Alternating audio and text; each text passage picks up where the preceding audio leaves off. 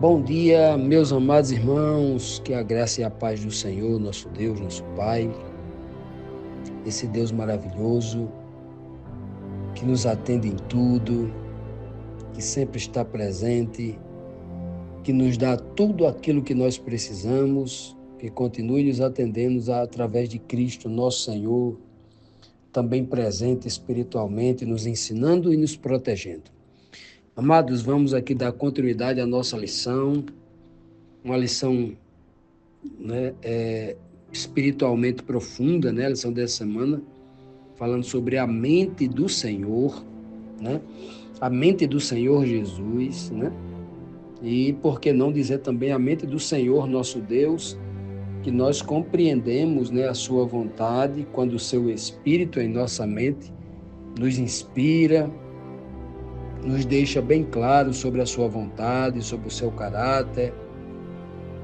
Isso é maravilhoso, né? Portanto, amados irmãos, hoje, aqui na segunda-feira, vamos dar seguimento a esta lição. Ontem, no domingo, a gente iniciou, vimos o verso síntese, né? Quando Paulo fala sobre a mente do Senhor, né? E que nós temos a mente de Cristo, podemos ter a mente de Cristo. Vimos também que Paulo explica que a vocação dos irmãos lá na cidade de Corinto, e por que não a nossa também, né? Ele diz bem claro, né? Porque a vossa vocação, que não são muitos os sábios segundo a carne, né? Nem muitos os poderosos, nem muitos os nobres que são chamados, né? Paulo fala que a vocação daquele povo, que era, né? A vocação deles, eles sabiam, né, que Deus não havia chamado, o Senhor Jesus não havia chamado, né? Ou melhor, Deus chama, né? Claro, né? Chama e através de Cristo ele mantém a sua igreja firme. Ele deixa bem claro aqui que o povo de Corinto sabia que lá não havia muitos sábios, ou seja, não havia muitas pessoas eruditas, muitos nobres, né? Muitos doutores, muitas pessoas poderosas politicamente. Não. Paulo deixa bem claro que, pela experiência própria deles, eles eram testemunha dessa verdade, né? Paulo, bem didático em relação a isso, mostrando ali na vida prática deles a compreensão dessa verdade. E na segunda pergunta de ontem, Paulo, aí Paulo diz que Deus escolheu, né, as coisas loucas, referindo-se que diante dos olhos do mundo, as pessoas simples que Deus escolhe para realizar a sua obra espiritual de grande valor, a obra de salvação, né, era para o mundo como se fossem pessoas loucas, né? E ele escolheu também, escolheu essas loucas para confundir aquelas que se acham, que se dizem sábias. E escolheu as coisas fracas, as pessoas que aparentemente eram pequenas, fracas, para justamente também confundir as coisas fortes. E ele diz, né, que Deus escolheu até as coisas vis, os homens vis deste mundo, né, o senso comum julga como coisa vil. Porque um homem vil, ele pode, depois que se converter, se tornar uma pessoa boa em Cristo. Então, é nesse sentido que o texto está falando, né? Ele escolheu também as pessoas que eram consideradas desprezíveis e até as que não são, que não eram nada. Escolheu, né, as vis, as desprezíveis e as que não eram nada para aniquilar, para destruir completamente as que são, as que achavam que é alguma coisa na vida, né? Então, olha que coisa, que linguagem, né, o apóstolo Paulo está usando, né? Do poder de Deus transformador. Só não consegue transformar aquele que é vanglorioso, aquele que é prepotente, que é orgulhoso, não faz. Mas os pequenos, os fracos, ele consegue transformar para envergonhar estes aí, né? Ele deixa bem claro qual é o motivo, é para que ninguém se glorie, né? Se glorie na sua própria carne. Por isso que o homem, o cristão, precisa entender essa lição primorosa sobre humildade. E aí hoje, na primeira pergunta de hoje, a terceira pergunta da lição, diz assim, qual a conclusão de Paulo a respeito da igreja? A igreja, corpo espiritual de Cristo, né? Onde Cristo é o cabeça. E qual o prêmio que ela recebeu e como deve ser o gloriar-se dessa igreja? Se a igreja vai se gloriar, como é que deve se gloriar? Se, né? Vamos ver então. O texto está aqui em 1 Coríntios, capítulo 1, versículo 30 e o 31, que diz assim, mas vós sois dele, de Deus, né? Em Cristo Jesus, em Jesus Cristo. Ou seja, nós somos de Deus através de Cristo. Nos tornamos de Deus por causa da obra de Cristo, o qual para nós foi feito por Deus sabedoria e justiça e santificação e redenção, para que, como está escrito, aquele que se gloria, glorie-se no Senhor. Então veja, meus amados, que aqui o apóstolo Paulo, quando fala que claramente é um pecado o homem gloriar-se na sua carne, eu sou pastor desta igreja, me respeite porque desde o meu trisavô, que somos todos pastores e a gente tem direito, tem que ser obedecido. Não importa se eu esteja certo ou se esteja errado, vocês me devem obediência. É mais ou menos isso, né? Ou então o homem dizer assim, o que eu estou dizendo aqui é verdade absoluta e vocês não podem me questionar. Eu que ensino a vocês, vocês não podem abrir a boca para tentar me ensinar, porque eu sei das coisas, vocês não sabem de nada. Já imaginou alguém com esse, né? Lógico que eu estou aqui exagerando, né? Estou aqui exagerando em um perfil completamente, de uma pessoa completamente alucinada. Embora que a pessoa com outros comportamentos possam transmitir essa ideia. E ninguém, nenhum cristão, não importa a posição que ele ocupe, de responsabilidade sobre muitos, sobre poucos, mas ele precisa manter essa humildade aqui. Ele não pode querer ser superior a ninguém, né? Veja que Paulo deixa bem claro aqui, olha, se alguém quer se gloriar, então se glorie no Senhor, não se glorie em si mesmo, na sua força, na sua beleza, na sua riqueza, na sua capacidade, não se glorie, glorie no Senhor. E olhe que quando Paulo fala que gloriar-se no Senhor, ele não está falando de gloriar-se num Senhor rico, cheio de prata, cheio de ouro, num Senhor prepotente, né? Até porque Jesus poderia ser prepotente, porque ele é de fato Senhor, ele recebeu toda a glória, né? Do Pai, tal, exaltação inigualável, tal. Mas Cristo, Paulo, eu não conheço nenhuma das cartas de Paulo, Paulo apresentando Jesus assim. Paulo sempre apresenta Jesus como humilde. Muitas vezes, em todas as cartas de Paulo, apresenta um Cristo crucificado, humilhado numa cruz.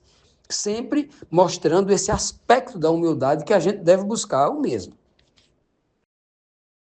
Continuando, meus amados, vamos para a nossa segunda pergunta de hoje, a pergunta 4 da nossa lição, que nos traz aqui o seguinte questionamento.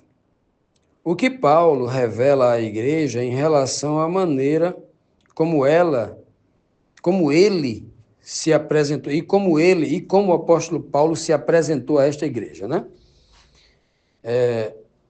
Está aqui em 1 Coríntios, eu acho que é o capítulo 2, versículo 1 e 2, né? Concluímos no verso anterior o capítulo 1, na pergunta anterior concluímos o capítulo 1, acredito que aqui seja 1 Coríntios, na imagem aqui da lição deve ser 1 Coríntios, capítulo 2, versículo 1 e 2.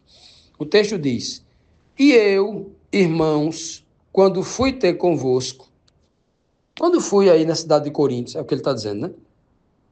Anunciando-vos o testemunho de Deus, não fui com sublimidade de palavras ou de sabedoria, porque nada me propus saber entre vós, senão a Jesus e este crucificado. Pronto.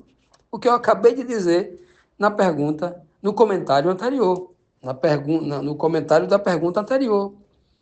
Paulo sempre vai apresentar Jesus Cristo, não como alguém rodeado de ouro, alguém dizendo, né, as palavras que os dominadores deste mundo costumam a dizer para que as pessoas o amem, ou melhor, para que as pessoas o obedeçam, sobre o poder da ameaça, da violência, do que ele tem, do que ele pode fazer contra as pessoas.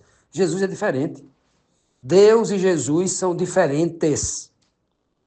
Eles sempre vão se apresentar para as pessoas deste mundo como alguém. Eles não querem obediência só, eles querem amor, querem que os ame, porque quem ama obedece, né?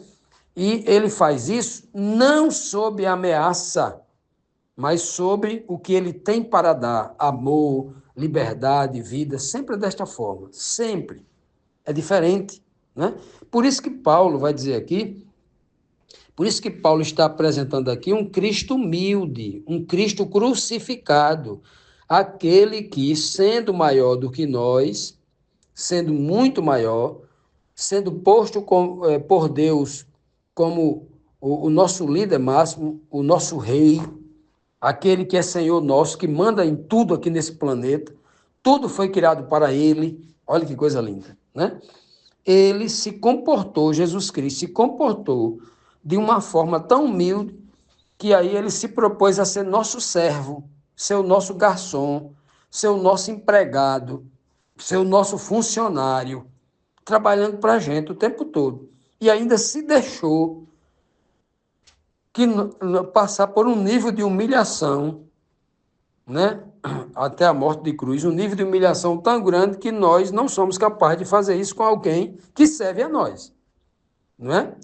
Então, é esse Jesus que Paulo está apresentando aqui, tentando tocar o coração dos irmãos que estavam lá na igreja em Corinto, para que eles parassem com essa ideia, com esse espírito vanglorioso de competição, de querer ser melhor do que o outro. Olha, nós aqui somos do time de Paulo, e o time de Paulo está ganhando de 10-0 do time lá de Pedro, né? Colocando uns irmãos contra o outro. Ora, o espírito de competitividade, ele é do mundo, ele não é do cristianismo.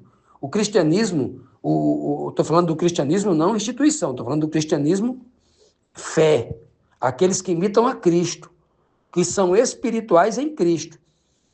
O espírito da igreja de Cristo, a igreja espiritual de Cristo, é um espírito de cooperação.